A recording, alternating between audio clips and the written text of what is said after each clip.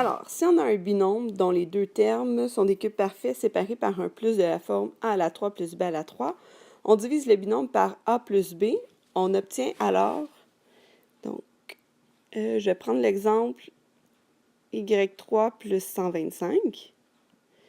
Donc ici, racine carrée de y3, ça va être y. Racine cubique de y3, ça va être y. Racine cubique de 125, ça va être 5. Donc, on va diviser par y plus 5. Donc là, je vais venir écrire, on a y3 plus 0y à la 2 plus 0y plus 125 qu'on va diviser par y plus 5. Donc là, c'est comme une division normale. Combien de fois y entre dans y3? On va venir écrire y à la 2. Donc, y à la 2 fois y nous donne y à la 3. Y à la 2 fois 5 nous donne plus 5y à la 2. Ici, on vient faire la soustraction. Donc, y3 moins y3, il ne m'en reste plus. 0y2 moins 5y2 moins 5y2.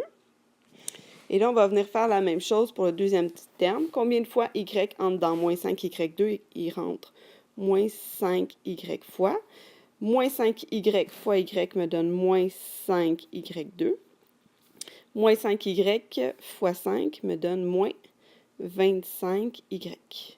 Encore une fois, ici, je vais juste descendre le 0y. On va venir faire la soustraction. Donc, moins 5 moins 5, il ne me reste plus rien. 0 moins 25, il va me rester 25y.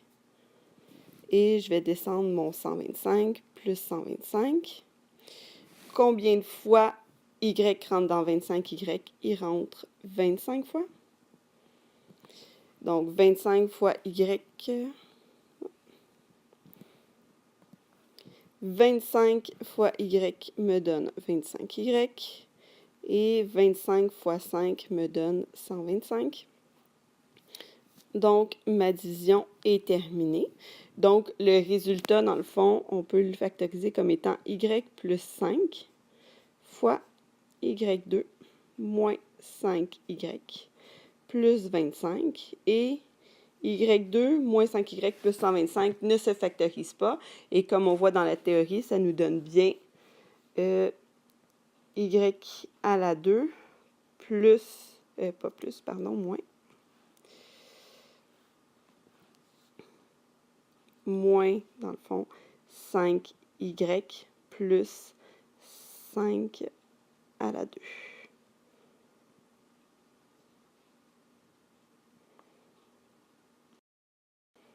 Donc, on a dit y2 moins 5y plus 5 à la 2. Maintenant, allons voir le deuxième cas.